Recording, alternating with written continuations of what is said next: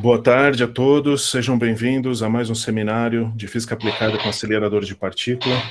Essa tarde nós temos o prazer de receber o Hélio Ioriates, não sei se eu pronunciei corretamente, Hélio, me desculpe. Isso mesmo. O Hélio é professor no IPEM, pesquisador, chefe do grupo de Monte Carlo e Dosimetria aplicado à Física Médica.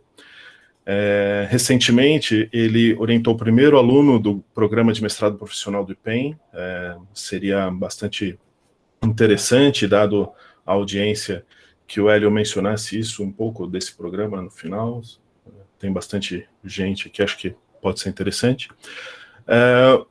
Nós estamos bastante ansiosos para a apresentação do Hélio, porque o grupo dele faz coisas bastante interessantes, e também porque fizemos um projeto, tivemos um projeto recentemente aprovado dentro do IPEM, de colaboração para certificação de algumas simulações dos programas mais utilizados em física médica.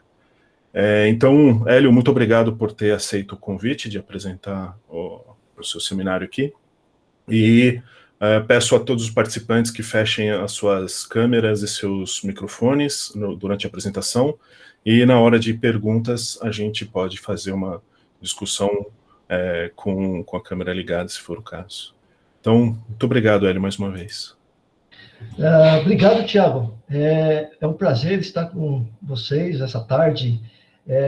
Eu que agradeço pelo convite a você, ao LANF, né, e ao IFUSP, por essa oportunidade de eu poder apresentar aqui um pouquinho daquilo que o Grupo de Física Médica do IPEM tem feito nos últimos anos, né? Então, o título do meu seminário é esse, que vocês estão vendo, Dosimetria para Radiações Ionizantes em Física Médica. Eu preparei essa apresentação dividido em 3 sessões. A primeira vou falar brevemente, muito brevemente, sobre o que é dosimetria, para que serve, qual a importância da dosimetria, né? Isso especificamente na área de física médica, né? Depois, na segunda sessão, vou falar também muito brevemente sobre as ferramentas que a gente usa, ferramentas computacionais que a gente usa para fazer dosimetria numérica. No caso, seria o método de Monte Carlo. E, finalmente, na terceira sessão, é onde eu pretendo gastar a maior parte do tempo, que é falando sobre as aplicações, soluções de problemas, especificamente no que se refere ao tratamento de câncer, né, e em radioterapia, em geral. Então, basicamente, eu vou seguir essa sequência dessas 3 sessões. Tá? Bom, o que é dosimetria? Dosimetria nada mais é do que você obter, estimar a dose por algum método, por algum procedimento. E nesse seminário, especificamente, eu estou falando da dosimetria dentro da radioterapia. E não sei se todos sabem, a radioterapia ela tem 2 grandes divisões: a teleterapia, que basicamente hoje se faz com fótons, elétrons e prótons, né? E uma outra modalidade que se chama bracterapia. Então, quando eu falo dosimetria, eu vou estar falando nesse contexto da radioterapia, tá? Bom, como é que a gente obtém dose de radiação, né? Basicamente de 2 maneiras: ou você mede, né, faz medidas experimentais para obter o valor de dose, ou então você calcula, né? São as 2 formas básicas. Tá? Bom, agora, qual é a importância? Por que obter dose de radiação? Por que essa grandeza é importante? Porque essa grandeza, ela possibilita para nós relacionar os efeitos da radiação, os efeitos biológicos daquela dose que a pessoa ou um ser vivo está recebendo, né? Mas por que relacionar dose com efeitos biológicos da radiação?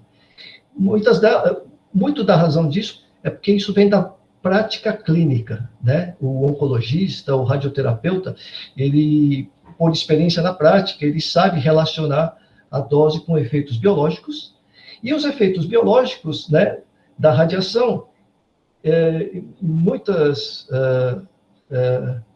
dela vem do passado, né? Por exemplo, os efeitos da bomba atômica, né? Os estudos que foram feitos trouxeram muitas informações a respeito dos efeitos da radiação no corpo humano. Além disso, os acidentes, né? Infelizmente, os acidentes que ocorreram na história, e também de experimentos com cobaias, né? Então, todas elas relacionam dose com efeitos biológicos. Daí a importância da gente, estimar, né, e quantificar essa grandeza, chamada dose de radiação. E dose de radiação, como nada mais é do que a energia depositada pela radiação por unidade de massa. Tá? É um conceito bastante simples, tá? Isso está em joule por quilograma, cuja unidade oficial é o Gray. Tá? Então, basicamente, esse seria o conceito de dose. Né? E por que agora a importância ou a utilidade em você calcular dose? Né? Usar simulações computacionais para poder estimar a dose. Em muitas situações práticas, nós deparamos com a impossibilidade ou a impraticabilidade de você medir. Em muitas situações, na prática, principalmente na prática clínica, né, fica impossível ou impraticável você medir dose. E a única opção que acaba restando, então, é estimar essa dose por meios de cálculo, né, usando simulações computacionais. E como nós vamos ver nesse seminário, a metodologia principal que a gente vai usar, né, o método que a gente vai acabar usando é o método de Monte Carlo, só para lembrar que existem outros métodos, mas nós, no nosso grupo do IPEM, nós temos nos especializado no método de Monte Carlo para cálculo de dose. Né? Na verdade, a gente usa o método de Monte Carlo para a simulação do transporte da radiação, da interação da radiação da matéria, para, então, estimar a dose, né, nas regiões de interesse. Tá? Bom, agora falando um pouquinho sobre o método de Monte Carlo em si. Né? Eu fiz uma pesquisa breve, em maio desse ano,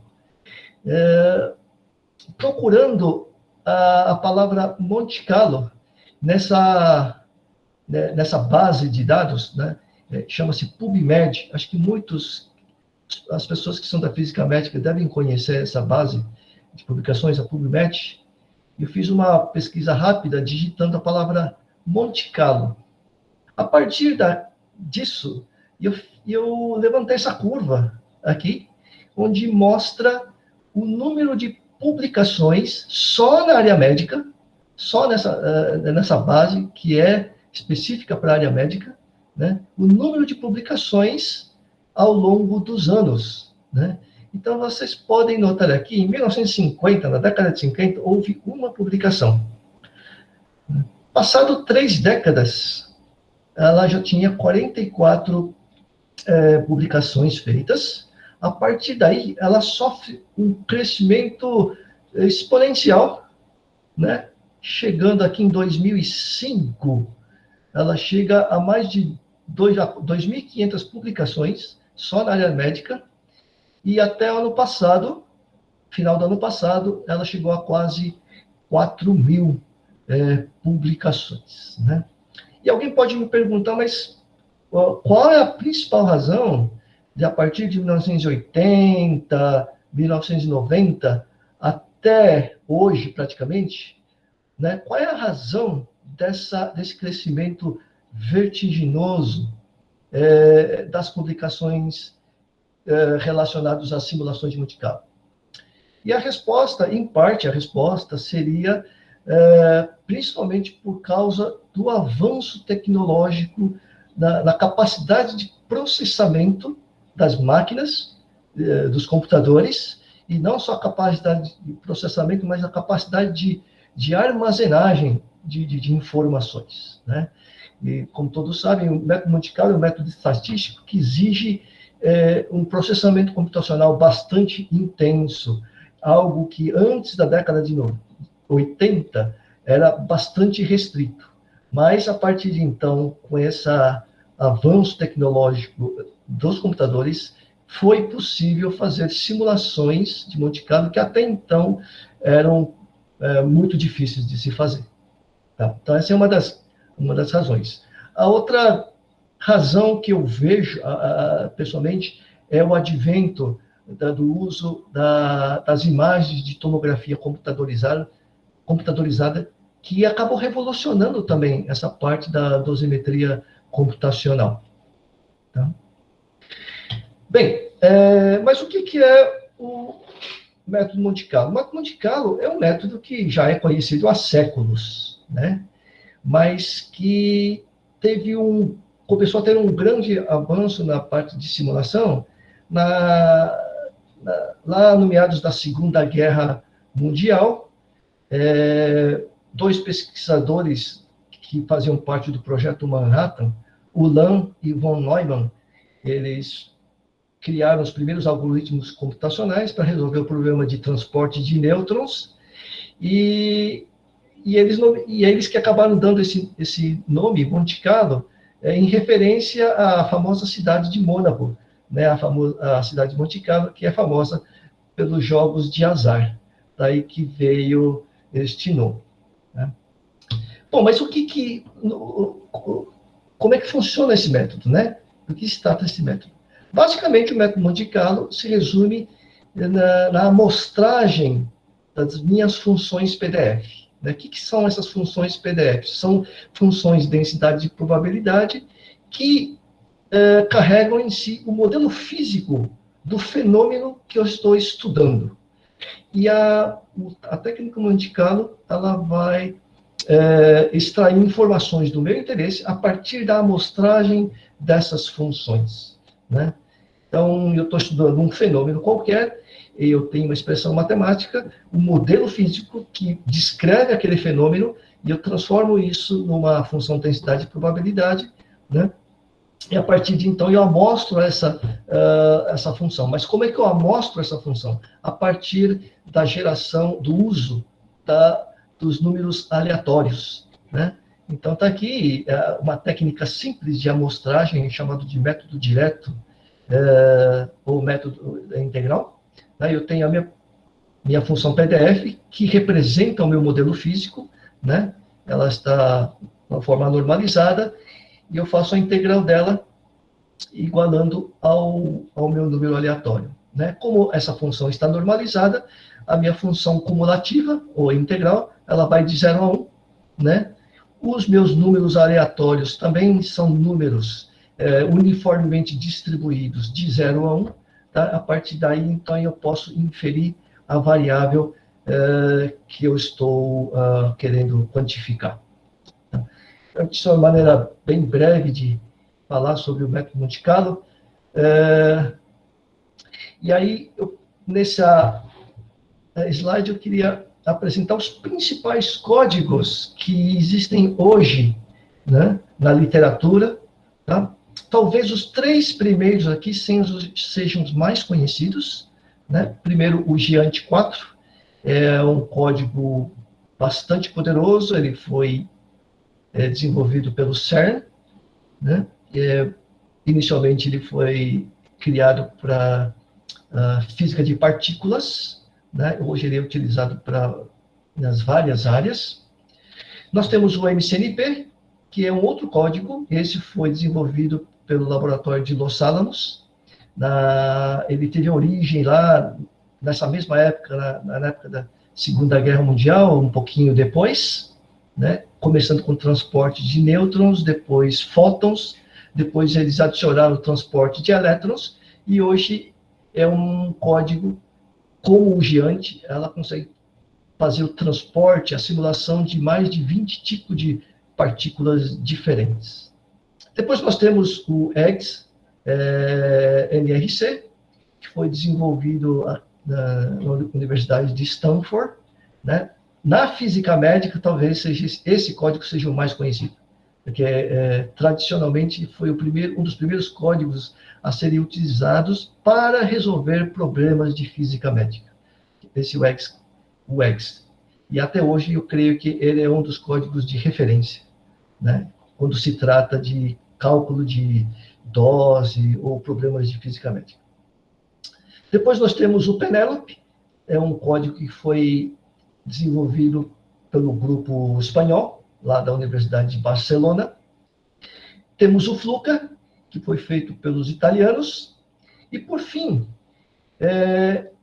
temos esse código Topas, eu coloquei por último porque ele é o mais recente de todos, né? Ele é um código que está totalmente baseado no Giant, toda a física, todos os modelos físicos, não só modelos físicos, mas a base de dados nucleares e atômicos, eles são do Giant, né? Mas qual o diferencial do Topas? Ele foi escrito especificamente para tratar de problemas em física médica. Enquanto o Giant é de uso geral, o Topas ele foi criado para resolver problemas de física médica, né? É um grupo multinacional que tem o financiamento da National Cancer Institute.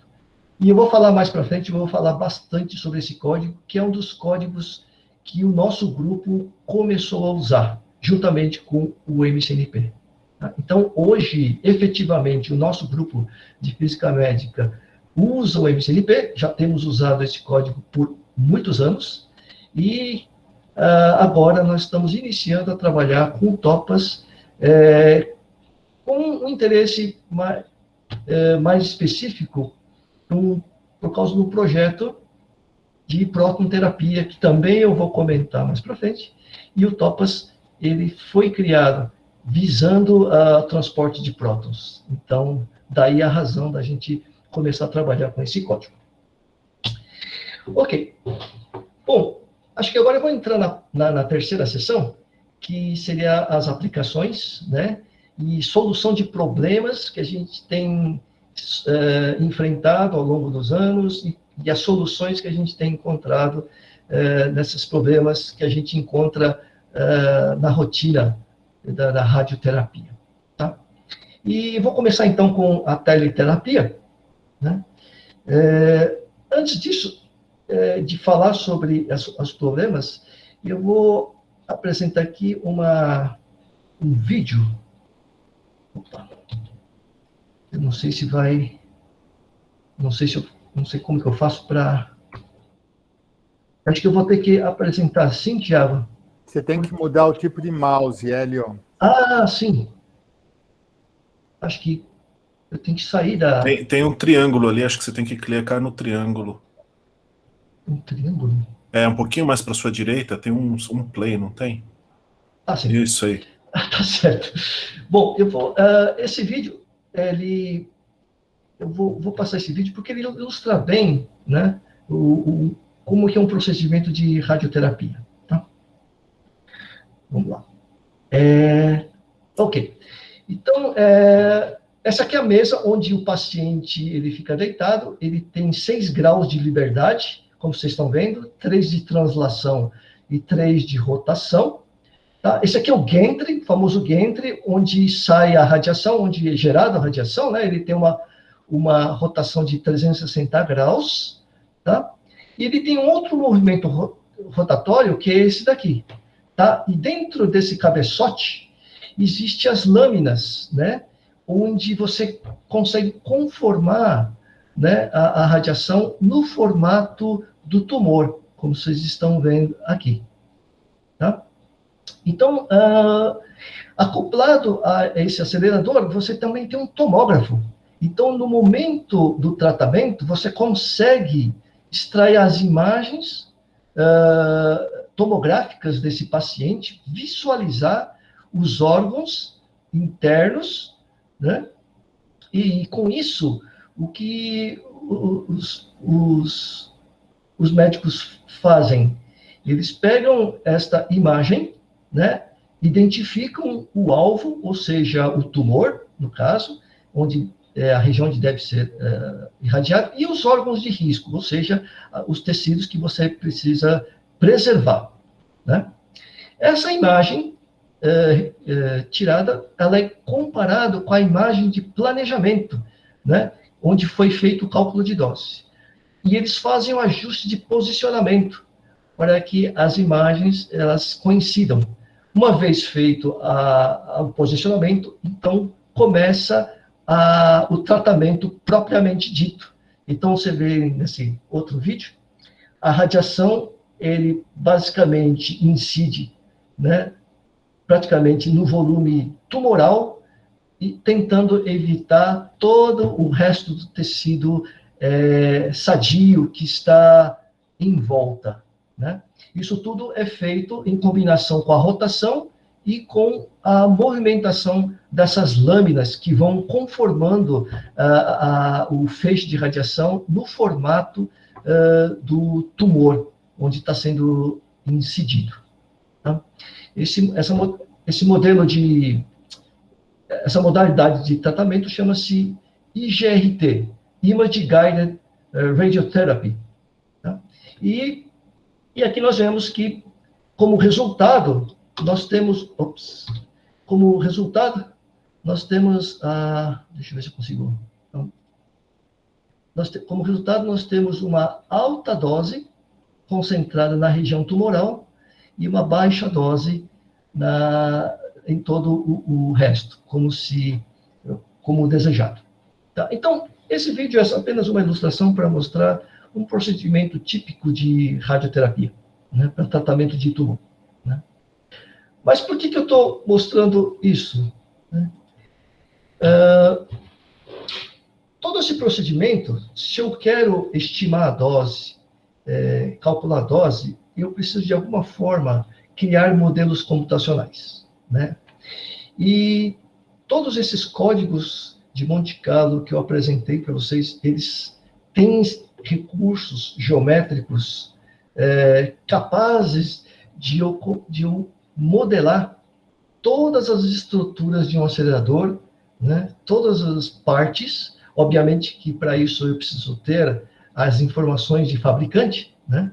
Que não é tão fácil, mas uma vez que eu tenho toda a engenharia, todas as especificações de dimensão, material, composição dos materiais, é possível utilizar qualquer um desses códigos, né? E eu construir o meu modelo computacional para então eu poder fazer a simulação. Bem, mas isso é apenas uma parte, porque eu preciso agora criar um modelo anatômico do paciente que está sendo tratado. Né? E como é que eu faço isso? Eu faço isso usando as próprias imagens de tomografia do paciente, para construir o modelo anatômico desse paciente. Então, aqui está um exemplo de uma imagem tomográfica. Aqui é só para exemplificar, mas aqui é uma imagem de PET, onde eu tenho uma imagem funcional, onde eu tenho, vocês veem claramente, a concentração de um radionuclídeo, né? E aqui, nessa terceira imagem, nós temos a fusão dessas duas imagens. Então, nós temos a imagem de PET fundida com a imagem de CT, de forma que eu consigo ver as estruturas anatômicas juntamente com a concentração de radionuclídeos nos órgãos, né? Muito provavelmente, onde existe uma concentração grande de radionuclídeos, provavelmente é onde ali está o tumor. Mas então, para eu construir meu modelo anatômico computacionalmente, então eu tenho as minhas imagens tomográficas e a partir delas, essas imagens elas são formadas por pixel, mas esses pixels eles têm uma espessura, então, por isso que a gente chama de voxel. Então seria um pixel volumétrico, daí o nome voxel. Né? Então essa imagem eu transformo uma grande matriz, né, de voxels, tá? E em cada uma desses voxels eu tenho basicamente 3 informações. Primeiro, a identificação desse voxel. E essa identificação ela vai me dizer se esse voxel pertence a um determinado órgão. se esse voxel pertence ao pulmão, ou ao fígado, ou ao rim, ou a alguma parte do osso. Além disso, em cada uma desses voxels, eu vou ter a densidade e a composição, que são as informações básicas que eu necessito para eu poder fazer a minha simulação, né? Obviamente que quanto maior a resolução da minha imagem, maior vai ser o tamanho dessa matriz tridimensional, né? E aí, maior o tempo computacional de simulação.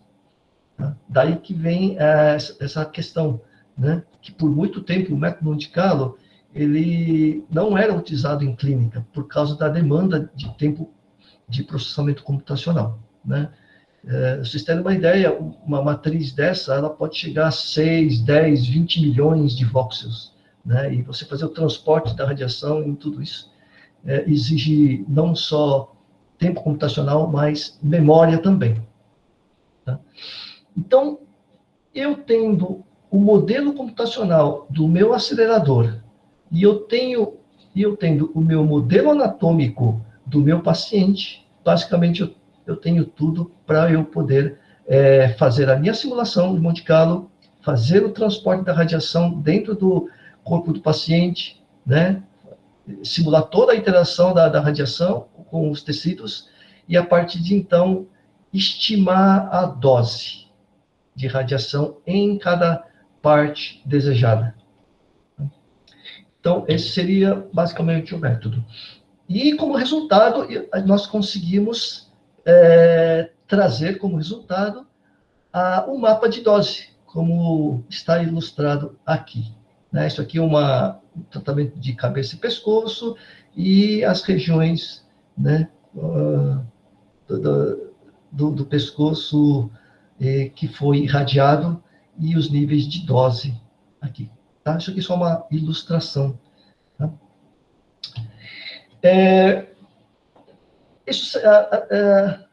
O que eu comentei até aqui é apenas uma ilustração, né, de como funciona uma radioterapia, e eu queria, então, agora falar especificamente sobre solução de um problema que nós tínhamos. Esse trabalho foi feito em conjunto com o Hospital Beneficência Portuguesa, né? Nós temos um tipo de tratamento que é de irradiação de corpo inteiro, né? Esse tipo de tratamento é feito principalmente quando você quer irradiar a medula óssea, né?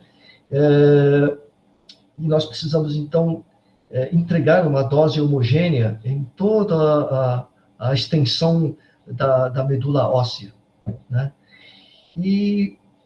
Só que, nesse processo, o pulmão ele precisa ser protegido, né?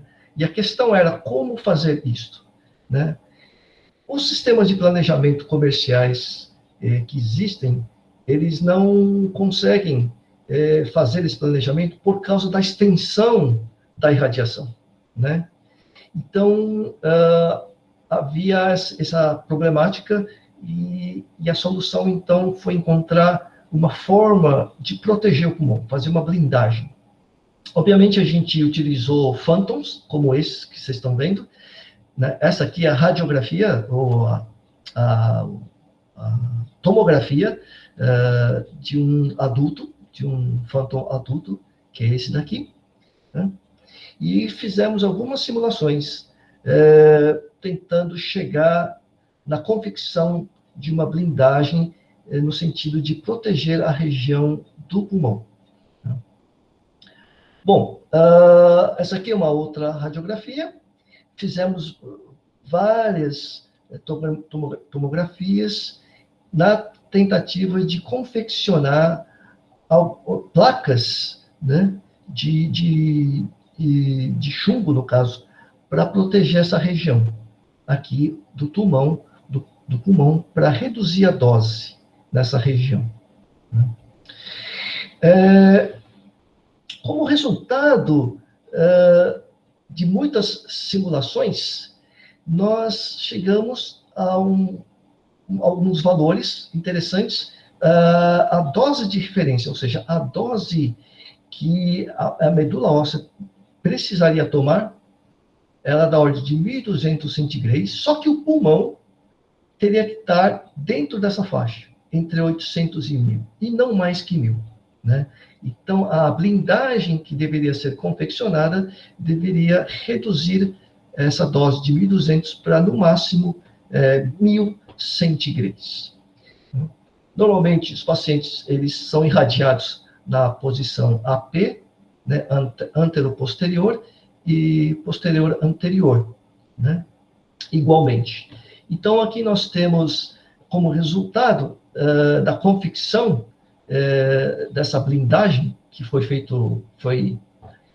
desenvolvido através das simulações, a gente conseguiu doses praticamente homogêneas nas várias regiões do corpo, e que nós vemos aqui que no pulmão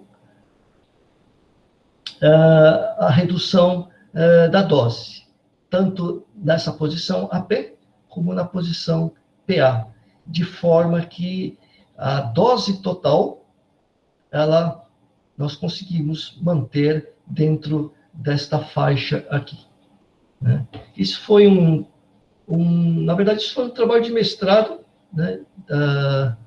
Isso foi publicado em 2019, o mestrado deve ter terminado em 2018, né, com essa aluna, onde a gente pôde, então, trazer uma solução prática, né, confeccionando essas placas de chumbo para preservar o pulmão, tanto o direito como o esquerdo. Tá? Mas, assim, o que existe de novidade, talvez, em radioterapia hoje, e está em estudo, é o que a gente chama de dosimetria 4D. Né? Hoje é possível, nós temos tomógrafos que fazem aquisições de imagem de CT 4D, e a tendência, futuramente, é realizar cálculos de dose que levam em conta qualquer movimentação ou alteração na anatomia do paciente, né? Eu creio que o exemplo mais comum, mais fácil de dar, é o processo respiratório, né? Então, você vê que toda a caixa torácica, no momento do tratamento, ela está em movimento, né? E as aquisições de imagens de CT 4D, elas conseguem, então, conseguem incluir essa movimentação da caixa torácica, né?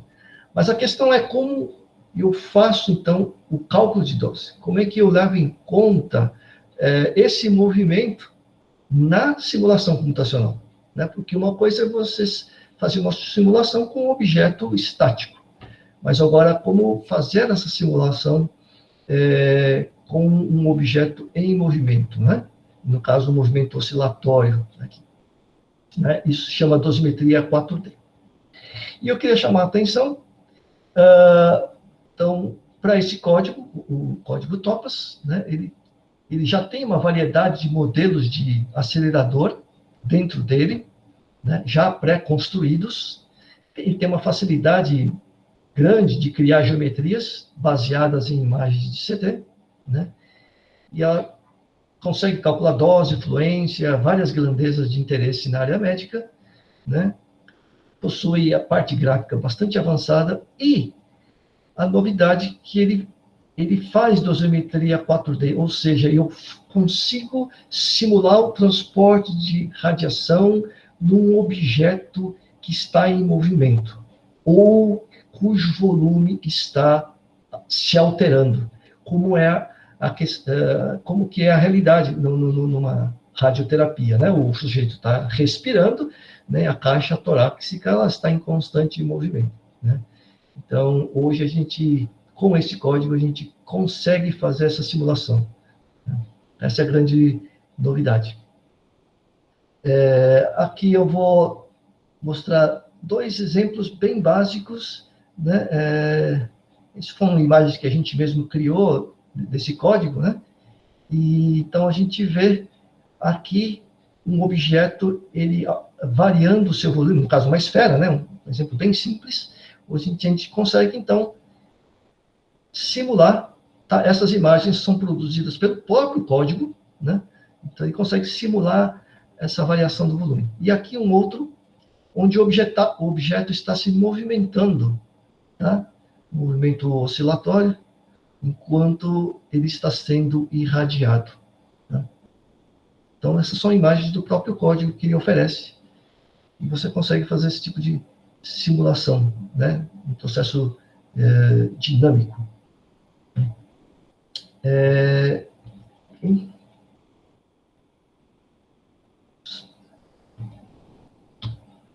Aqui é um outro vídeo, só por ilustração. Eu tenho uma espécie de obturador, onde ele permite a passagem da radiação, uma determinada região, e ele blinda. Então, isso também é possível de se fazer esse tipo de simulação, onde existe movimento de objetos, é possível fazer com esse código TOPAS. Ok. Agora eu queria falar um pouquinho sobre algumas aplicações de soluções de problemas em bracterapia. Vou começar falando sobre bracterapia com sementes de iodo 125. São essas sementes aqui. Essa fotografia, para vocês terem uma ideia do tamanho dessas agulhas, né? De iodo 125. O iodo 125, ele tem uma energia baixa de em torno de 30 keV, né? Isso aqui é um esquema, né? Ele tem um núcleo de prata. O iodo 125 radioativo, ele é absorvido na superfície desse fio de prata, e depois tudo isso é encapsulado numa outra revestimento de titânio, tá?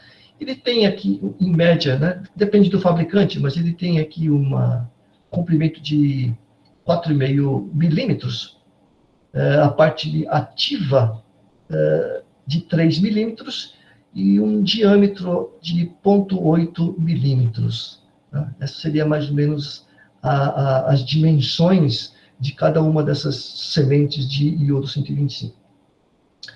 Uma das aplicações seria na bracterapia oftálmica. Aqui nós estamos vendo um tipo de aplicador.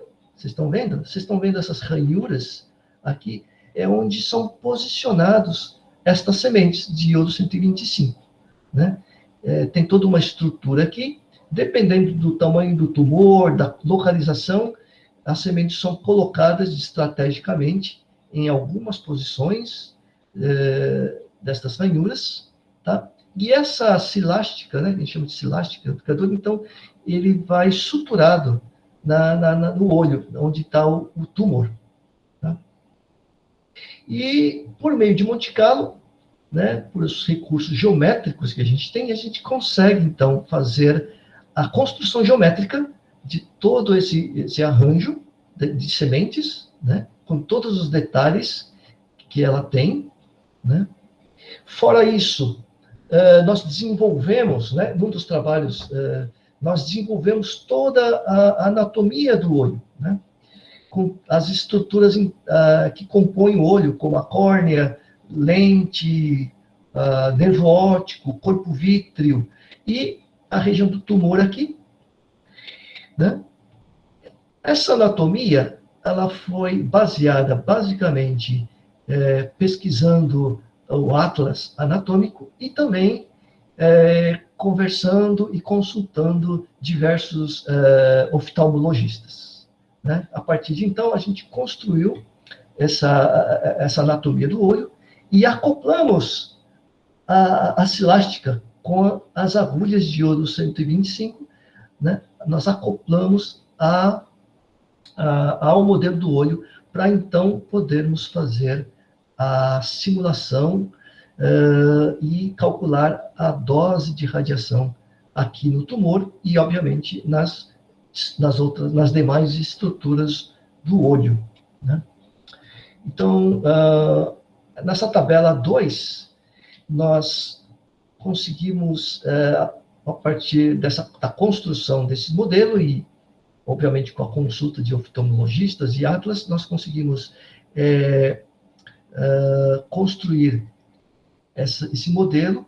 Aqui nessa tabela a gente apresenta a massa de cada uma das estruturas do olho, e até então na literatura havia algumas informações, mas muitas delas não existiam, e através desse trabalho a gente conseguiu, então, estimar a massa dessas estruturas todas, e a partir de então fazer as estimativas de dose, que está aqui nessa tabela. Nós podemos ver as comparações de dose. Nós fizemos uma comparação usando tanto as sementes de iodo 125, como as placas de cobalto que eram antigamente utilizadas. E aqui a comparação de dose, né, usando um tipo de fonte, iodo no caso, e utilizando o cobalto nas várias componentes do olho. Isso é uma das aplicações.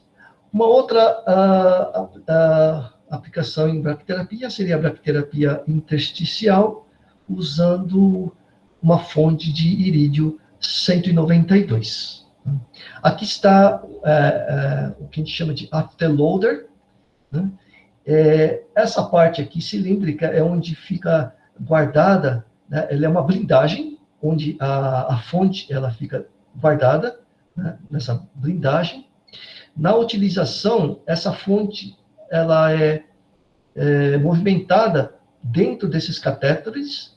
Essa fonte, essa pontinha aqui é a parte ativa de irídio 192, ele está ligado a um cabo de aço, né, e ele se movimenta dentro desse catéter, né, aqui está a ponta dela, aqui, né, isso aqui, e ela é movimentada por um motor de passo, né, e aí, então, ele é introduzido dentro da região tumoral. Eu vou mostrar mais um vídeo aqui, ilustrativo, né? Aqui, essa pontinha vermelha é a parte ativa, né, radioativa, ligado ao cabo de aço, e dentro desse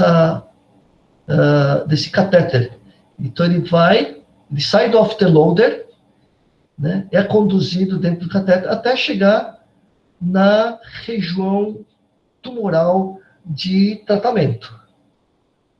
Chegando nessa região do tumor, ele para, são os tempos de parada que a gente programa, né? O número de paradas depende do tamanho do tumor, né?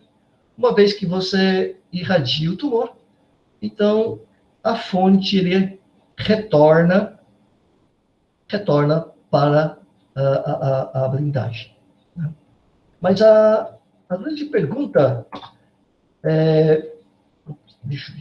a grande pergunta como vocês sabem, ela é uma fonte selada, e essa fonte de irídio 192, ele está emitindo radiação a todo momento, e não apenas quando está dentro do paciente.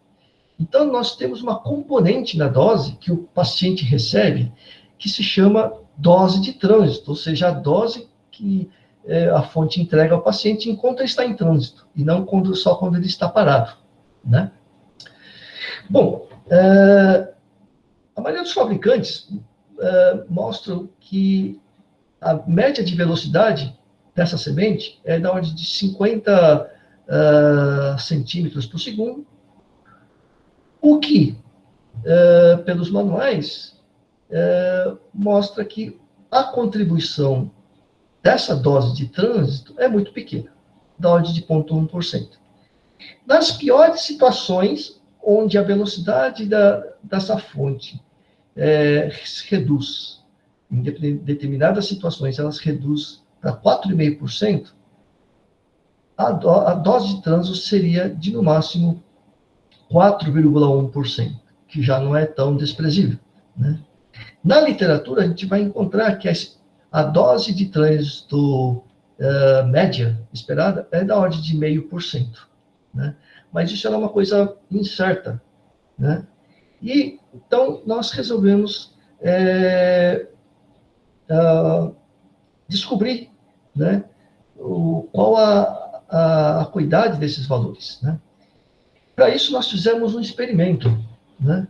Nós alugamos uma filmadora de alta resolução temporal e espacial, né? Essa máquina, ela é uma máquina profissional, a gente alugou ela, levamos lá para o ICESP, né? Ela filma 972 quadros por segundo, né? E nós montamos esse arranjo experimental, né? A fonte saindo aqui do afterloader, ele passa por dentro desse catéter, e aqui nós temos uma régua,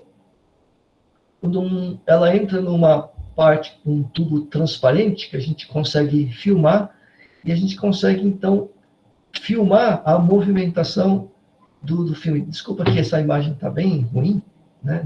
Eu não tenho detalhe, na época a gente não tirou as fotos com detalhe, mas a fonte, ela atravessa num tubo transparente, de forma que a gente consegue filmar, né? E nós fizemos uma série de medidas para tentar estimar a velocidade real, né, dessa fonte, quando ela está em movimento, né? E nós obtivemos alguns resultados, né, e comparamos com a literatura, né? E nós descobrimos que, dependendo das distâncias de parada da fonte, né, a velocidade ela se altera, né? Nós encontramos alguns resultados de literatura que alguns autores publicaram, né, mas não com tantos detalhes, né? Esses são os tempos, as distâncias de parada típicas no tratamento. Ela vai de 0,25 centímetros até uns 5 centímetros, né? E nós conseguimos fazer essas medidas, né? E aqui eu chamo a atenção para esse valor que destoa dos demais valores, né?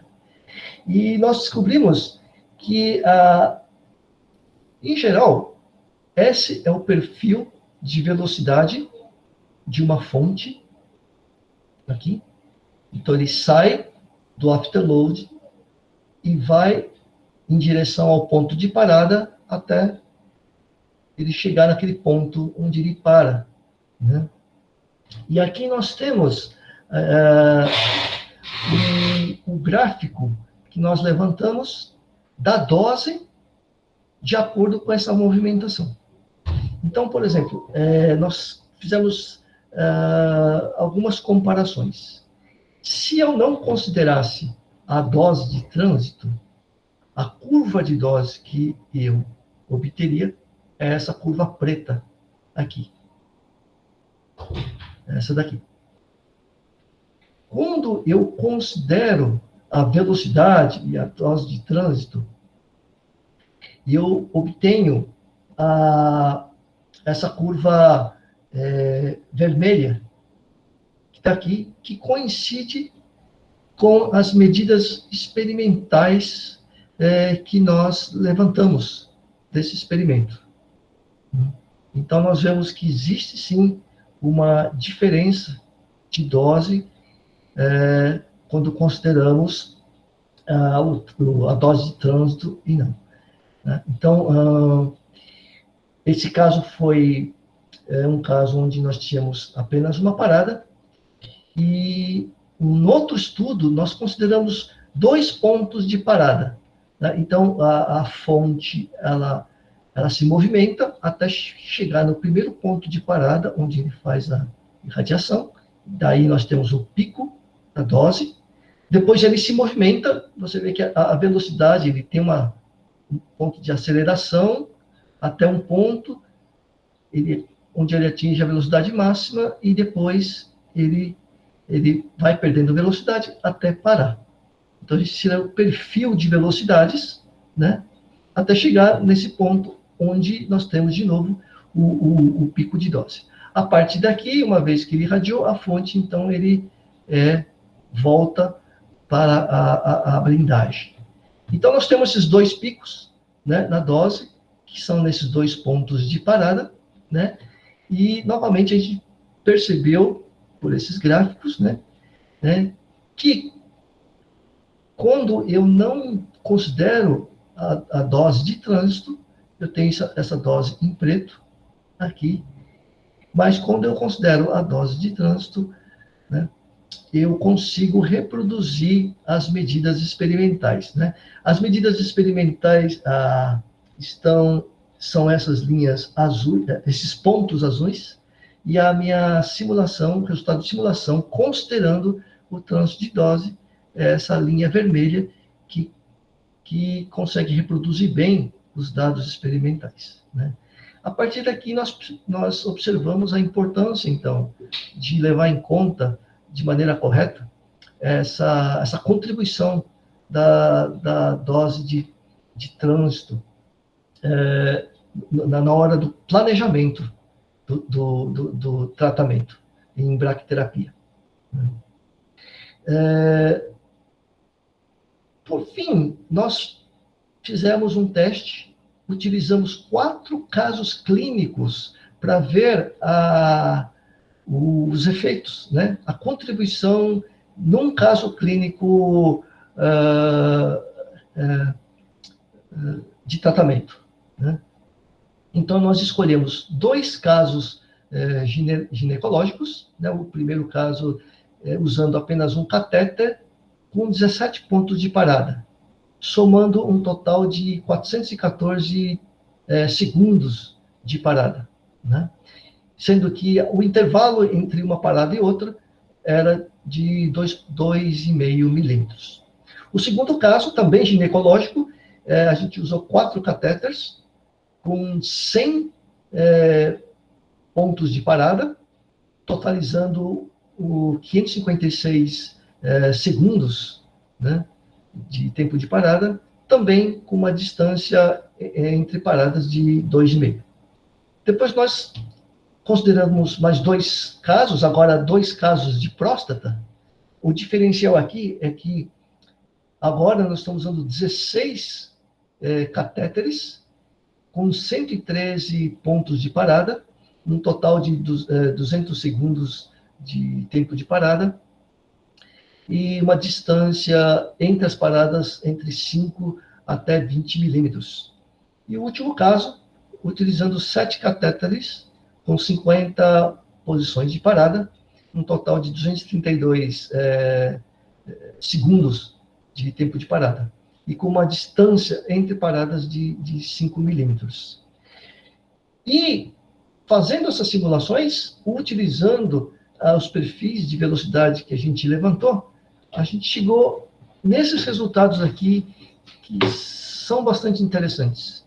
No caso ginecológico, que é o caso A e B, a dose de trânsito, né, principalmente nesse caso, a contribuição é muito pequena.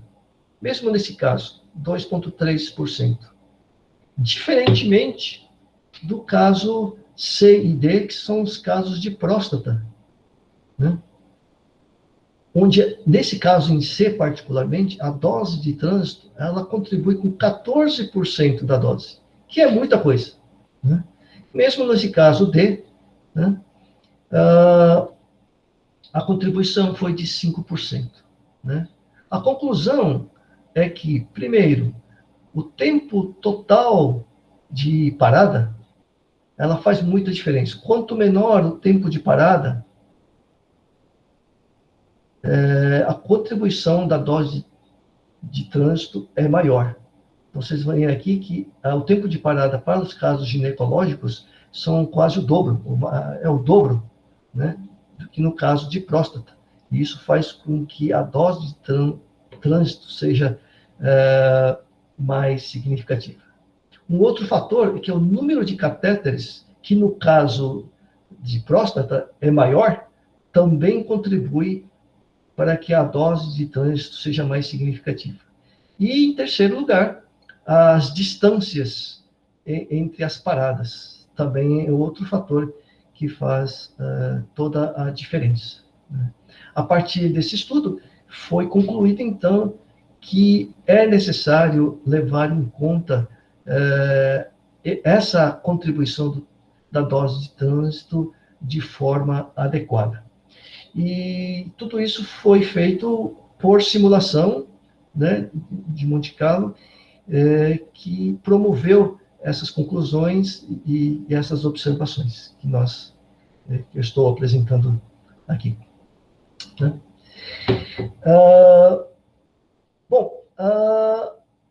Nessa slide eu mostro um aplicador de câncer de reto que foi desenvolvido por nós através de simulações computacionais. Ela foi totalmente projetada através de simulações de Monte Carlo. Né? É um aplicador para câncer de reto. Ele consiste de um tubo chanfrado, como vocês estão vendo aqui, né? E dentro desse tubo existem esses outros tubinhos por onde percorre a fonte de radiação. No caso, a fonte é novamente irídio 192. Né? Então, toda a construção, a confecção, o projeto desse aplicador foi feito através de simulações, né? O diâmetro, o tipo de material, o ângulo desse chanfro, toda ela foi estimada, foi calculada, baseada nas simulações, no intuito de entregar a dose na região do tumor de maneira mais eficiente possível. Né? Esse que era o objetivo. Né? Então, isso foi projetado. A partir do projeto, nós conseguimos construir um protótipo desse aplicador, né, em acrílico, né, e fizemos alguns experimentos. Né? Como é que nós fizemos esses experimentos? Nós simplesmente colocamos o aplicador nessas placas, que a gente chama de placas de água sólida, que são polímeros que têm características muito próximas dos tecidos equivalentes, né, humanos, e a partir daí nós colocamos filmes radiocrômicos, né, para fazer as medidas de dose. Então, a fonte vem, ela irradia essa placa, e nós fizemos e sanduichamos, né, colocamos filmes radiocrômicos entre essas placas, em diferentes profundidades, para ver como é que era o comportamento da dose. E tudo isso nós medimos e depois nós simulamos isso para validar os cálculos. Né? Então, nesse gráfico eu mostro então as comparações em 3 profundidades, né, de água sólida. O primeiro a 1 milímetro, o segundo a 2 e a 5 milímetros.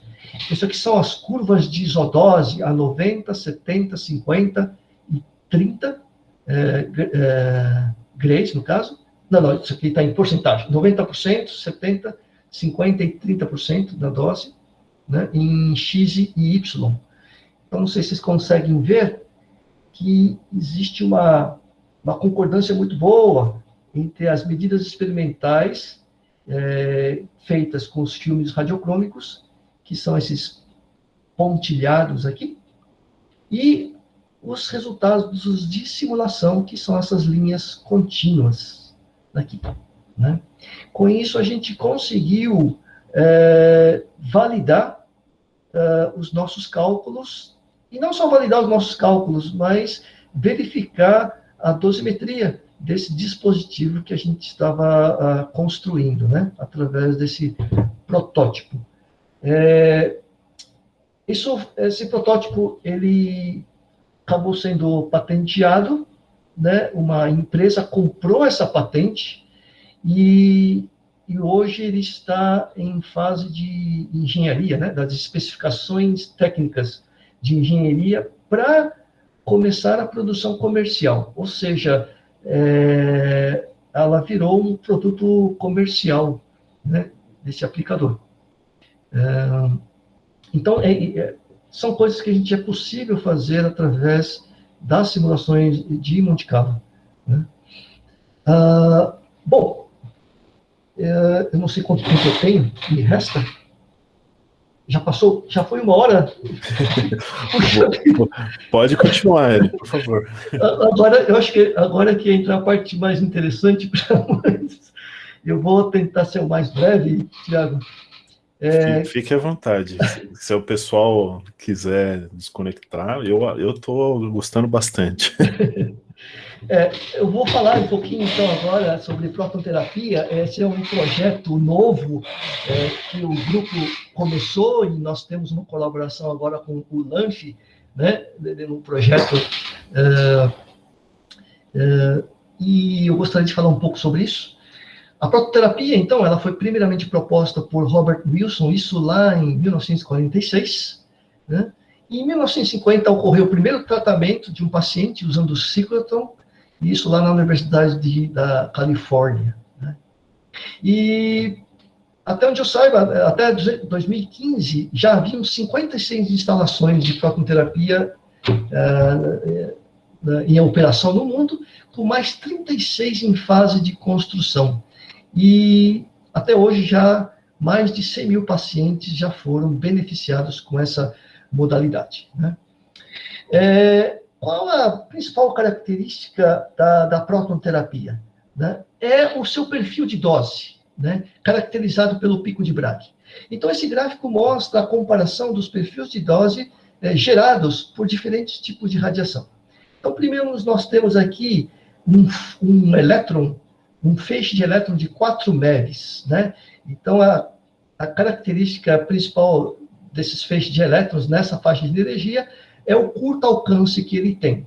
Então, na prática, eles são utilizados principalmente para lesões superficiais, por exemplo, câncer de pele, né? São usados elétrons de 4, 6 MeVs, ok?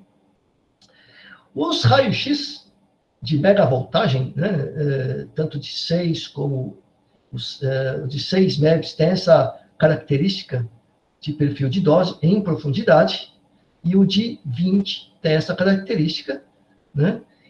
O de 20, por exemplo, ele tem uma região de build-up bem grande, ele atinge o máximo e ele tem uma queda de dose bem suave, assim como a de 6 MeVs. O perfil de dose com feixes de prótons, no caso, aqui é um exemplo de 160 MeVs, ele tem uma característica totalmente distinta, né? E o que faz com que ele seja bastante atrativo, né? O que acontece é que ele entrega pouca energia, só que no determinado momento, quando ele alcança no próximo range dos prótons, ele entrega praticamente toda a energia, e depois ele cai rapidamente, porque ele entrega, né, deposita quase toda a energia nessa região, que a gente chama de pico de Bragg, né? Para cada energia, claro, a profundidade aqui varia, né? A grande vantagem, então, que você vê é que todo o tecido, todos os órgãos posterior a esse pico de Bragg, ele é poupado, porque a dose ele cai rapidamente. O que não acontece com os feixes de fótons, que ele continua entregando uma dose razoável, mesmo após a região tumoral, por exemplo. Se a região tumoral terminasse mais ou menos, né, aqui, né, toda essa região aqui dos órgãos continuariam tomando dose, enquanto que um próton ele cairia rapidamente. Tá? Então, essa é uma das grandes características e uma das grandes vantagens de você utilizar a protonterapia. Então, esse slide eu mostro também umas outras vantagens com um tratamento típico de fototerapia, né, onde eu quero concentrar a maior dose do tumor, mas apesar de você conseguir uma configuração ótima, um arranjo ótimo de exposição de dose no tumor, você acaba irradiando toda uma estrutura, né, em volta desse tumor. O que pode ser evitado com prótons, justamente pelas características do pico de Bragg, você consegue preservar boa parte dos tecidos, né, que não devem ser irradiados, né? Isso vem por conta, de novo, das características, né? Um feixe de próton de 200 MeV, ele atinge, no alcance dele, no caso, em torno de 25 centímetros, os prótons perdem quase toda a energia, então isso faz com que todo o tecido, após essa região, ela seja preservada. No caso dos elétrons, o alcance é muito baixo, mas ele tem uma característica parecida com elétrons. Mas o problema é que o alcance dela é muito pequeno, né? Os fótons, pelo contrário, ele tem um range, né? Ele tem um alcance muito grande, né? Ele tem uma região de build-up aqui, ele atinge o máximo de dose e ele tem essa queda gradual, né? Essa é a principal diferença. Bom, algumas considerações sobre transporte de prótons, né? O alcance das partículas no paciente, lógico, ele é determinado pela perda de energia, né? Na faixa de energia terapêutica, os ranges dos elétrons secundários que são produzidos devido às interações, o alcance, o range desses elétrons é da ordem de 1 milímetro. Então, na prática, a gente considera que a dose devido aos elétrons secundários, ela é absorvida localmente, tá? A deflexão, o espalhamento dos prótons devido aos elétrons, ela não é significativa, né? E a taxa de perda de energia, ela é regida pela equação de Bethe-Bloch. E aqui, esse gráfico é bastante interessante, ele mostra o stopping power, né, dado pela equação de Bethe-Bloch, na água. Isso aqui na água, o stopping power, ele cresce com a energia e depois cai. E o range, né, o range desses prótons, né, que ele vai aumentando de acordo com a energia. E o que eu quero chamar a atenção nesse gráfico é justamente o nosso interesse no nosso projeto em colaboração que a gente tem com o LANF, né? O LANF tem uma instalação, tem um feixe de prótons que vai de 1 a 3 MeVs, que está nessa faixa aqui. Então, essa faixa aqui, nós estamos falando de um range na água de em torno de 2,5 milésimos de centímetros até 1,5 centésimos de centímetros, né? Então, nós estamos falando de alvo, se a gente for irradiar, um alvo que estaria nessa ordem de dimensionamento aqui, né? Gostaríamos de fazer uma série de experimentos nessa faixa de energia, nessa dimensão aqui, né? Depois, a intenção é saltar para uma outra faixa de energia, que é a energia que a gente tem nos ciclotrons do IPEM, que vai de 10 a 30 MeVs, cujo range dos prótons nessa faixa de energia vai de 0,12 centímetros até 0,88, né? E, finalmente, se for possível no futuro, a gente tem a intenção de fazer alguns experimentos num acelerador de próton-terapia, cuja faixa de operação vai de 70 MeVs até em torno de 250 MeVs, né? Onde o range dos prótons vai, então, de 4 centímetros até 38, 40 centímetros, né? Então, nós temos um projeto que vislumbra trabalhar nessas 3 regiões, mas começando aqui no LANF, com uma energia mais baixa, para estudar as principais características da interação do próton com a matéria, com os diferentes tecidos, né? Eu vou falar brevemente, né?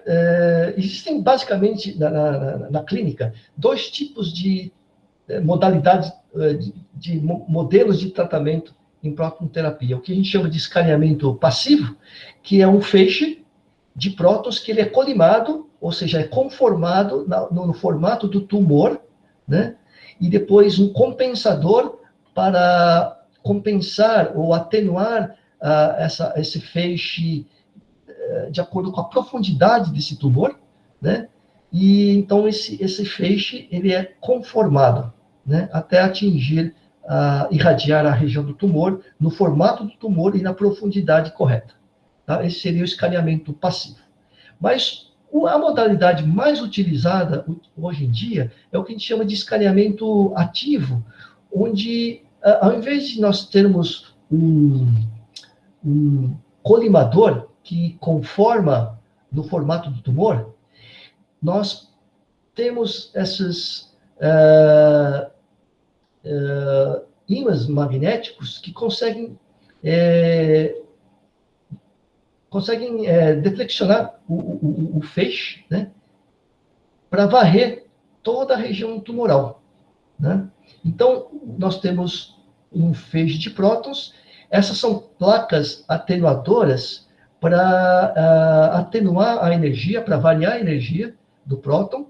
Depois, esse feixe ele pode ser desviado, né, através de campos magnéticos, né, e aí, então, varrer toda a seção transversal do tumor, né? Então, aqui, nós vemos aqui o que a gente chama de pencil beam, né, um feixe bastante estreito, né, que ele pode ser deslocado, né, em X e Y, e a profundidade da deposição de energia é controlado pela variação da energia através dessas placas atenuadoras, né?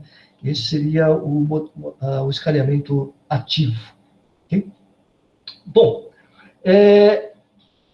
para fazer isto, para que eu possa escanear, então, a região tumoral, primeiro na profundidade, se eu quero depositar uma dose homogênea na profundidade, como mostra aqui na região tumoral, a região tumoral tem que tomar o máximo de dose e de uma forma uniforme. Eu preciso construir esse perfil de dose no tumor. E para fazer isso, eu faço a partir da composição de vários perfis de dose com energias diferentes. Então, eu incidindo vários feixes com energias diferentes, através de uma ponderação, de uma combinação de vários feixes, eu consigo compor esse perfil final de dose, que seria esses pontos aqui, nessa linha aqui, em profundidade. Tá? Isso vai depender, óbvio, de cada região do tumor, né? Aqui. E isso se chama SOBP. Tá? A curva vermelha final tem esse nome, SOBP, que seria o perfil de dose ideal para se entregar nessa região do tumor. Tá? Isso aqui, então, é feito. Existe toda uma metodologia, a gente, no momento, está estudando isso, a gente tem uma aluna de doutorado que está trabalhando exatamente nessas metodologias, né, de como construir esses perfis que se adequam aos formatos do tumor, isso em profundidade. Na seção transversal, então, ela é feita através da varredura, variando o campo magnético, né, para deslocar o feixe. Né. Então, eu quero mostrar brevemente aqui mais um vídeo, né. Então, esse vídeo, inclusive, foi produzido pelo próprio código TOPAZ. Então, você vê um feixe de prótons que está incidindo aqui num alvo bem simples, mas ele está sendo varrido, né, deslocado através do campo magnético, né. Fazendo isso, a gente consegue, então, varrer todo o volume, né, tumoral, né, na seção transversal, sendo que, na profundidade, é a variação da energia que vai fazer essa varredura na profundidade. Okay? Então, hoje nós estamos investindo nesse código justamente por causa desses recursos que esse código traz para nós, né? Que em outros códigos não tem. Bem, um outro trabalho que está sendo realizado, a gente até publicou aqui nessa revista, é o alcance, a variação do alcance, ou a profundidade dos feixes de prótons com a energia, mas para diferentes tipos de materiais, né? Então, nós temos hoje, no nosso laboratório, materiais tecido equivalentes que imitam a água, o pulmão, o cérebro e muitos outros, né? E o que nós temos feito é levantar as curvas da dependência da profundidade com a energia, mas para diferentes materiais. Então, a gente vê por aqui que todos têm o mesmo comportamento, só que os valores, dependendo do tipo de material, os valores são bastante diferentes, né? E isso é outra coisa que nós gostaríamos de fazer no LAMF, né? Colocar esses materiais, irradiar esses materiais no feixe de prótons e verificar, porque tudo isso aqui foi feito por simulação, né? Não existe dado experimental para isso, né? E seria muito interessante, então, a gente levantar dados experimentais para comprovar essas curvas aqui, né? Então, a dependência do alcance que existe com a energia, em relação com a energia, mas para diferentes materiais, né? Isso é uma das coisas que temos intenção de fazer na colaboração com o LAMF, né? Aqui está uma tabela dos materiais que nós temos hoje. Nós pretendemos comprar muito mais, né, pensando em fazer esses experimentos, né? Temos o tecido adiposo, material que simula o tecido do cérebro, vários tipos de ossos, não são só esses dois, tem vários outros, né? Pulmão, inclusive, né, com uma densidade, aqui eu acho que está errado essa densidade, mas existem várias tipos de pulmão, como pulmão exalado, pulmão inalado, né? Tecido mole, né? Esse aqui é um desenho, né? São esses cilindros que a gente pode usinar, né? Usinar no formato que a gente precisar, na espessura que a gente precisar, para montar o arranjo experimental. E aqui vem o fabricante te dar a composição, né, de cada material, né? E com isso a gente consegue simular também, né? Outra coisa de interesse que nós queremos fazer, né, nesse projeto com o LAMF é verificar os modelos de espalhamento de prótons nos diferentes materiais, né? Então, esse aqui é um gráfico que mostra 3 modelos de espalhamento que o MCNP, um dos códigos de Monte Carlo, oferece, mas cada modelo produz resultados bastante distintos, né? E como saber qual deles é o mais adequado, né?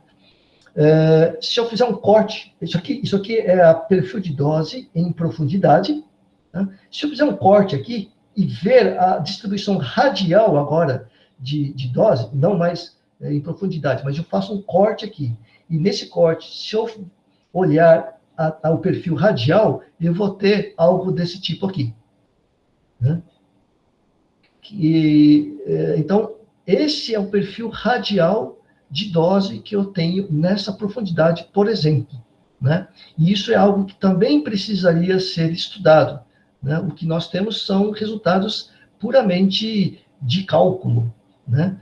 Então, a ideia é levantar esses resultados experimentais justamente para poder validar esses resultados que nós temos aqui, né? Os sistemas de planejamento atuais usados na clínica, eles não fazem, obviamente, toda a simulação de Monte Carlo, mas eles aproximam essa curva por uma gaussiana tripla, tá? Para se ajustar. Então, eu tenho aqui os dados de simulação em azul e, por exemplo, o ajuste, né? O ajuste, um fit, por uma gaussiana tripla, né? E esse é o tipo de curva que a gente gostaria de levantar experimentalmente também. Aqui, só para comparar, mostrar para vocês a diferença que existe entre modelos, né? Por exemplo, não vou ter tempo para explicar cada um desses modelos, o que consideram, o que não, mas você pode ver que, dependendo dos modelos, ela pode divergir em até 20% na dose, né? Então, é muita coisa. Isso aqui é um dos experimentos, eu nem falei com o Thiago ainda, mas é um dos experimentos que a gente poderia propor, né, que isso foi baseado num artigo de 93, né, eles tinham um feixe de 160 MeV, um alvo, né, que no caso, eles estavam interessados em materiais utilizados para blindagem, então ferro,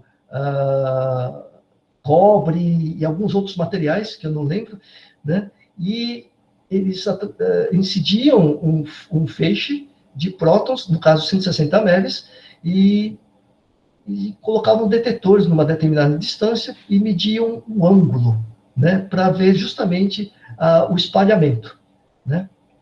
A ideia que eu estou para propor, né, no nosso projeto seria, ao invés de colocar materiais de interesse de blindagem, colocar materiais tecidos equivalentes, materiais biológicos, né, aqui, e incidir um feixe de 1 a 3 MeV e tentar inferir, então, esse ângulo de espalhamento aqui. Isso aqui seria uma das ideias para a gente poder trabalhar e ter um dado experimental. Esse artigo é de 93, foi o único que eu achei, ou seja, tem muita coisa para explorar, né? De lá para cá, não vi não fiz uma pesquisa tão minuciosa, mas seria bastante interessante um arranjo desse e tentar levantar as medidas desses ângulos aqui.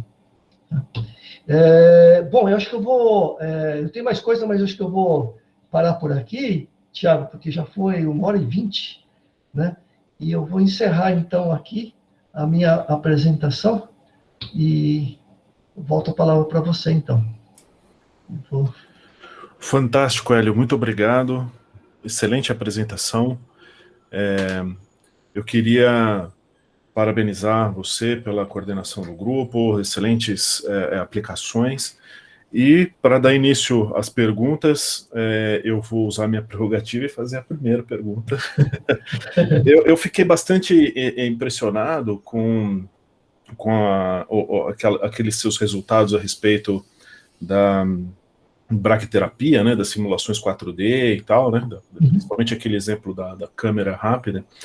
E basicamente eu fiquei impressionado pelos valores que você está preocupado, né? Você está fazendo um ajuste fino mesmo, né? Você está falando de 5%, 10%.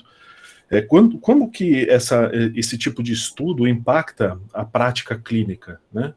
Porque eu imagino que esse tipo de estudo bastante cuidadoso que você tem feito é uma coisa que não é uma coisa factível no processo clínico, né? Como é que esse tipo... basicamente, o TOPAS faz parte do procedimento clínico, de alguma maneira? Como é que isso se dá? Tá, bom, primeiro, Thiago, assim, a radioterapia, ela tem tem um avanço muito grande. Cada vez mais, os tratamentos, elas tendem a ser cada vez mais, vamos dizer, precisos, né? Mais exatos. E a preocupação muito grande em reduzir as margens de erro, as incertezas, as margens de erro, para que o tratamento se torne cada vez mais eficaz, né? Porque a gente sabe que se você errar ali alguns milímetros, você pode você pode prejudicar muito o paciente. Então, existe uma preocupação muito grande em toda a radioterapia em você minimizar ao máximo esses erros, né? Muitas vezes não é possível, mas a preocupação é essa, né? Então, pensando nisso, a gente trabalha constantemente preocupados com essa redução das margens de erro, né? Seja em qualquer modalidade de radioterapia, né? Quando você trabalha com radiação, você precisa tomar sempre o máximo de cuidado, né? E com as técnicas atuais, né, elas são bastante complexas, né? Quando você fala em próton-terapia, é um feixe, como a gente já comentou, né, o feixe de radiação é da ordem de 1, 2 milímetros, né? O diâmetro, vamos dizer assim, do feixe, né? Então qualquer erro é crucial, né? Nesse sentido. Nesse sentido também, a modalidade de dosimetria 4D, que eu creio que em breve acho que vai começar a ser utilizado nas clínicas, né? Obviamente que ainda está na fase experimental, tem muita gente fazendo experimentos, tentando entender como utilizar imagens 4D, que levem em conta a movimentação dos órgãos, né? Mas tudo isso é algo que é só questão de tempo, né, para ser introduzido na prática. Isso tudo faz com que um tratamento de radioterapia ela tome uma complexidade muito grande, né? E com isso, de novo, as margens de erro, as chances de erro, elas tomam uma outra dimensão também, né? Então, é mais nesse sentido. Dependendo da situação, a tolerância de erro na clínica é em torno de 3%. Essa é a tolerância na clínica, né? E nós queremos trabalhar, obviamente, com tolerâncias menores que 3%, né? Porque, além de todo o erro de simulação, tem todo o erro que você precisa somar, né, para chegar nos 3%. Por isso que a gente tenta, em simulação, chegar a erros de, no máximo, 1%. Erros de simulação. Entendo. Bom, temos algumas perguntas. A primeira que está na minha lista aqui é do Nemitala. William, você quer fazer pergunta? Sim. Primeiro, parabenizar ele, muito boa. Foi um seminário, né, interessante, bastante exemplos. E ainda bem que você vai trabalhar com a gente também, tá certo? Vai ser interessante, tá certo? Acho que vai ser muito interessante. Mas eu fiquei curioso no seguinte, você mostrou um exemplo em que você está fazendo a varredura com feixe, variando a energia e variando a posição, variando a energia basicamente colocando espaçadores, né, quer dizer, absorvedores no meio do caminho, e variando a posição com um campo magnético ou alguma coisa equivalente, tá certo? Correto. A pergunta que eu tenho é, se você coloca os absorvedores, você baixa a energia, mas você aumenta o Straggling em energia, tá certo? O que significa que na hora, aquilo que você calculou para o feixe de mais baixa energia, aliás, mais alta energia, variando o campo magnético, você tem um controle melhor, porque você tem uma informação de energia mais definida. Conforme você vai vindo para energias mais baixas, quando o Straggling vai ficando maior, o Straggling energia vai ficando maior, você agora está irradiando uma parte, não, quer dizer, você, pelo fato de ter um Straggling energia maior, você tem um controle menor da região que você está irradiando para o mesmo valor de campo magnético, né? Porque quando você tem um feixe de monoenergético, você sabe para onde é que ele vai quando você coloca aquele valor de campo magnético. Mas quando você tem um Straggling energia, agora você tem uma região grande que você está irradiando para aquele mesmo valor de campo magnético. Isso também é levado em conta na hora de você fazer a simulação, ou vocês estão... Como é que funciona isso? Porque a minha impressão é que quando vocês estão baixando a energia, você está perdendo a resolução em posição, vou colocar assim, né? Quer dizer, o conhecimento da dose que você está dando naquela posição. Você está espalhando essa dose numa região maior do que... Você na verdade, a gente leva em consideração, na verdade, o que a gente faz, para cada profundidade, nós temos um range, ou a gente pode chamar de um sigma. Esse sigma, que é provocado pelo Straggling, né? Ele é levado em conta, ou seja, quanto mais profundo, né?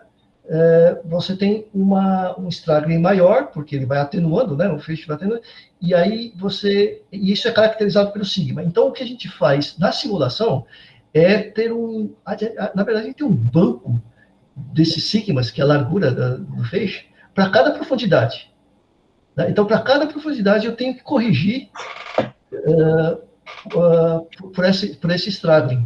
Então, não o Straggling em range, não em profundidade, né? O Straggling em energia, né? Meu medo é o Straggling em energia, porque o Straggling em energia mais a influência do campo magnético vai fazer com que você tenha um Straggling em posição, vou chamar assim, uma distribuição em posição maior, entendeu? Tá. Agora, para o mesmo valor de campo magnético, não tem só um ponto que você está pegando, você está pegando vários pontos. Quando você é monoenergético, você põe um determinado valor de campo magnético, você sabe que vai desviar X. Agora, quando você tem uma coisa mais larga, tá certo? Tá.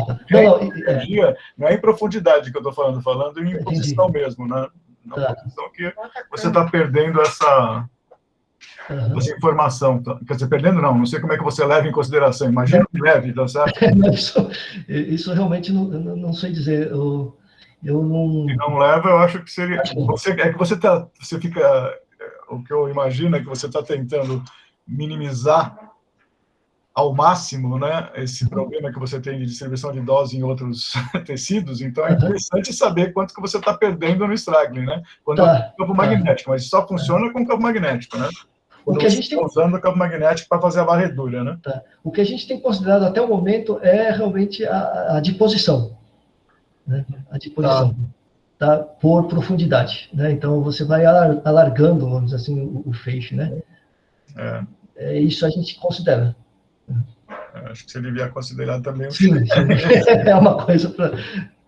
Eu nem sei se, Nemitala, se os planejamentos em prototerapia comerciais levam em conta isso também. Né? Não, acho que não. Eu também acho que não. A câmera ficar falando com o computador. É muito mais. Desculpe. Aí deixa eu perguntar uma coisa rapidamente antes de passar para a próxima pergunta. Das conversas que a gente tem tido, das reuniões que a gente tem tido, o que você me explicou do TOPAS é que ele simula o feixe, passando pelos absorvedores e tudo, né? Sim. Então, acho que essa é a forma que a simulação leva em consideração esse Straggling, né? Ele deve levar em consideração o Straggling energia, né? Se ele tem o campo magnético aí, o Straggling deveria levar em consideração, né? Bom, vamos passar aqui pro Mirko, que está com a mão levantada, e temos mais uma pergunta no chat. Mirko, você quer fazer sua pergunta? Boa tarde a todos, né? Em primeiro lugar, obrigado ele. Eu sigo o professor Hélio desde a época da USP, sempre bom as aulas dele, e acho que ele incentivou a fazer um pouco de simulação, uma das aulas que ele sempre deu nos congressos da BFM, né? Nós trabalhamos no grupo da USP Ribeirão Preto com Penélope, né, naquela época, continuei um pouco com Penélope, fiz uns trabalhos agora com prototerapia, mas com a ajuda do professor William dos Santos, que também está presente da UFO, né, e ultimamente nós estamos utilizando o TOPAS também, né, já faz 3 anos que estamos implementando com esse novo código, né, justamente pela facilidade que ele tem, né.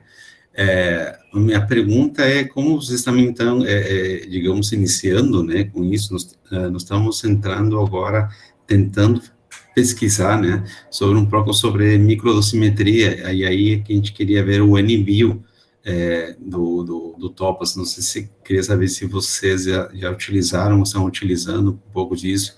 Eu sei que o senhor já fez várias pesquisas em microdosimetria, né, talvez tenha alguma experiência para isso, para nos contar, se algum dos alunos já utilizou esse pacote?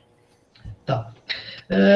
Então, Mirko, nós também estamos aprendendo o TOPAS, faz um pouco mais de um ano que a gente começou a mexer nesse código, porque, tradicionalmente, o nosso grupo, ele trabalha com outro código, que é o MCNP, né? Por muitos anos a gente ainda trabalha com simulações de Monte Carlo, mas basicamente com MCNP, né? Alguma coisa com Penélope, né? Mas nós não somos especialistas em Penélope, nós trabalhamos com o MCNP, e por conta dessa facilidade, desses recursos que o TOPAS tem, principalmente em prototerapia, então, há uma questão de pouco mais de um ano que a gente começou a trabalhar com o TOPAS, né? Tem uma aluna de doutorado em particular que começou a trabalhar com isso, mas exclusivamente para radioterapia, né? E dosimetria. Nós não temos ideia como funciona o EMBio, a gente não tem experiência nenhuma, né? Gostaríamos de poder trabalhar, mas não temos tido tempo, né, suficiente para trabalhar em microdosimetria, né? Então, infelizmente, eu não tenho experiência nenhuma, amigo. Infelizmente, não. Muito bom, então, obrigado. Então, se precisar uma colaboração, a gente pode trabalhar junto. Sim. Estamos iniciando ambos os grupos, né? Estamos iniciando com o TOPS também. Então, acho que meu aluno também estaria, o Yuri, que é o trabalho dele de iniciação científica. Mas muito obrigado, e parabéns de novo. Obrigado, Mirko, pela pergunta. William, você tem uma pergunta? Boa tarde a todos. Antes de mais nada, parabenizar ele pela excelente apresentação, né? Uma aula que você deu para todo mundo. Obrigado. Eu tenho uma pergunta dirigida à questão do código TOPAS e à questão da prototerapia. Em relação ao código TOPAS, você pega imagens médicas, né, sobretudo de tomografia computadorizada, precisa passar por um processo de segmentação ou então um processo de reamostragem anteriormente para você classificar os órgãos, como é feito no MCNP, que a gente utiliza o conceito de estrutura repetida para a gente acoplar o código, ou o código já leu um formato padrão, digamos assim, DAICO, e ele já consegue identificar órgãos e outras estruturas. Em relação à prototerapia, aproveitando aqui, em relação à prototerapia, como você colocou, os números de instalações com esse tipo de tratamento no mundo é baixo comparado com as técnicas mais tradicionais, que é com foto e com eletro, sobretudo com foto, né? Com a teleterapia. O que faz isso ser pequeno diante o custo, o custo necessário para você implantar um centro de tratamento com prototerapia, ele é alto, e se for alto, justifica colocar esse centro de tratamento comparado com a questão da teleterapia tradicional, com foto? Tá. Bom, em relação à primeira pergunta, seria sobre a questão do... Eu esqueci a pergunta, qual que era sobre a implementação de algum tipo de fanto, vocês pegam as imagens diretamente de tomografia? O TOPAS, ele tem essa facilidade, ele lê DICOM diretamente.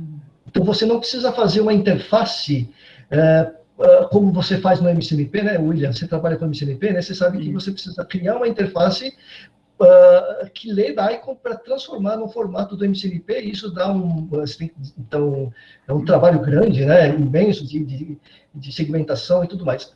O TOPAS não. O TOPAS, você fornece para ele as imagens de tomografia e ele monta o Phantom para você, automaticamente. Tá? Então, isso facilita muito, né? Como eu falei para vocês, é um código que o pessoal desenvolveu específico para a física médica. Então, existem essas facilidades. Não só isso, mas existem modelos de aceleradores pré-construídos no TOPAS. Né? Algo que no MCNP você tem que começar do zero. Você tem que criar todas as componentes do acelerador. No TOPAS, não. Você tem isso já praticamente pronto, né? Então, lógico que ele é genérico, né? Porque muitas delas são proprietárias, né? Dados proprietários, mas existem muitos aceleradores pré-prontos, genéricos, né? Que produzem resultados muito próximos do real, né? Então, isso facilita muito, né? E quanto às imagens, ele lê DICOM direto. Você extrai as imagens tomográficas e fornece para ele que ele monta para você. Essas imagens são imagens estáticas, como é que esse código consegue ler em termos de 4D? Se você pega essas imagens, ele monta com padrão Daico, como é que ele cria esse movimento de sístole e diástole? Então, existe umas opções dentro do código em que você tem uma geometria qualquer ali, né? Vamos pegar um geometria simples, você coloca um termo temporal nas dimensões do seu objeto. Então, as dimensões do seu objeto, ela tem um termo temporal em que você controla, né? Nesse sentido, isso é algo que nos códigos normalmente não existe, né? Você tem lá as dimensões e pronto. Um ganho muito grande, né? Só que as dimensões no Topaz, ele tem uma variável que é o tempo. E além disso, o campo é eletromagnético, né? Isso o MCNP também tem já, né? Acho que a maioria dos... 6.2, né? O mais antigo, o 6.2, mas as versões mais antigas eles não têm, né? Acho que não tem, mas o 6.2 já tem, né? A maioria dos códigos já tem a parte você pode inserir o campo magnético, né? Isso não é tanto novidade, mas a novidade mesmo é a parte temporal, né? De você poder deformar, expandir, contrair objetos, né? Essa é a grande novidade. Agora, a outra pergunta que você tinha feito era sobre... pergunta é sobre a questão do número de instalações. Acho que essa escassez em termos de distribuição mundial, principalmente em país não desenvolvido, digamos, essa classificação, a não ter posse desse tipo de tratamento é o custo. Além disso, é importante também colocar que no caminho do feixe pode gerar, por causa da energia são alta, pode gerar também reações nucleares. E pode haver também indução de câncer secundário, sobretudo com próton, né, radiação espalhada, sobretudo com nêutron, né, para pacientes pediátricos que são mais sensíveis. Tá. Eu diria que a grande restrição realmente é o custo. Né, é o custo. Né, mas a gente tem que lembrar que o nosso vizinho, a Argentina, já comprou. Né?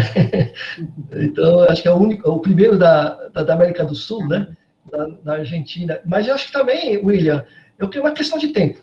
Né? Eu acho que é uma questão de tempo dessa tecnologia começar a se espalhar. Né? Mas, realmente, acho que a grande restrição, eu creio que é o custo ainda, mas eu diria que ela traz grandes benefícios, né? Principalmente em tratamentos pediátricos, né? Onde você consegue uma precisão muito maior no tratamento, a eficiência muito maior, e as sequelas, portanto, são bastante reduzidos, né? Então, existem grandes vantagens. O problema é que ainda é muito caro. O problema é financeiro aí. Né?